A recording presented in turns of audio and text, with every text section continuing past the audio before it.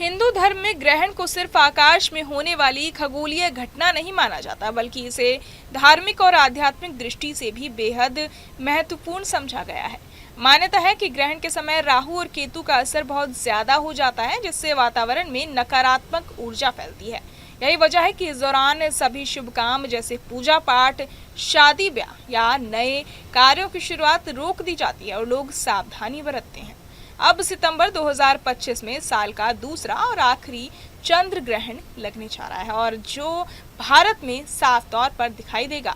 पंचांग के अनुसार ये ग्रहण 7 सितंबर रविवार यानी आज की रात 9:58 पर शुरू होगा और 8 सितंबर की रात 1:26 पर खत्म होगा।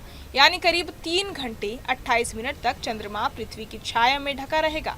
क्योंकि ये ग्रहण भारत में दिखेगा, इसलिए इसका सूतक काल भी मान्य होगा।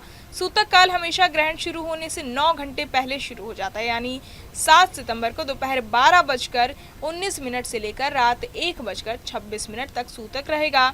धार्मिक मान्यताओं के अनुसार सूतक काल में पूजा पाठ, हवन या कोई भी धार्मिक अनुष्ठान पूरी तरह वर्जित है। मंदिरों के कपाट बंद कर दिए जाते हैं और नई पूजा अर्चना नहीं होती।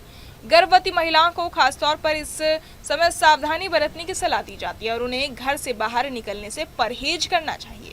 इसी तरह खाना बनाने और खाने पर भी रोक होती है, क्योंकि ग्रहण काल में बनाया गया भोजन अशुद्ध माना जाता है। धारदार और नुकीली चीजों का उपयोग भी इस समय शुभ नहीं माना जाता।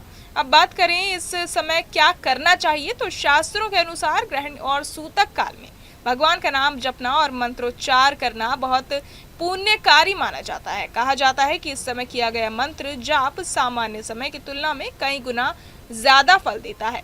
ग्रहण खत्म होने के बाद शुद्ध जल से स्नान करना चाहिए और घर में गंगा जल का छिड़काव करना चाहिए ताकि नकारात्मक ऊर्जा दूर हो सके।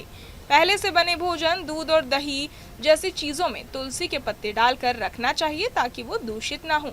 ग्रहण समाप्ति के बाद गरीबों और जरूरतमंदों को दान पुण्य करने से बहुत शुभ फल प्राप्त होता है। इस बार का चंद्र ग्रहण भाद्रपद मास की पूर्णिमा को पड़ रहा है और ये भी इसकी खासियत है, क्योंकि पूर्णिमा को चंद्रमा सबसे ज्यादा चमकदार होता है। लेकिन ग्रहण की वजह से जब वो पृथ्वी की छाया में आ जाएगा तो उसका रंग लालिमा लिए दिखाई देगा, जिसे वैज्ञानिक ब्लड मून कहते हैं। भारत में दिखाई देने की वजह से ये ग्रहण धार्मिक दृष्टि से बेहद खास माना जाएगा और हर व्यक्ति के लिए जरूरी है कि वो सूतक काल के नियमों का पालन करें।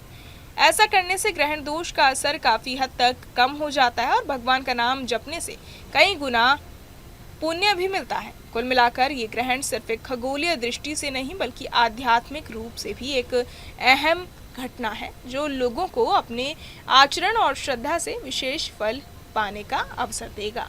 बहरहाल इस पूरी खबर को सुनकर आप क्या कुछ सोचते हैं, हमें कमेंट बॉक्स में जरूर बताएं और बाकी तमाम खबरों के लिए सब्सक्राइब करें न्यूज़ नेशन।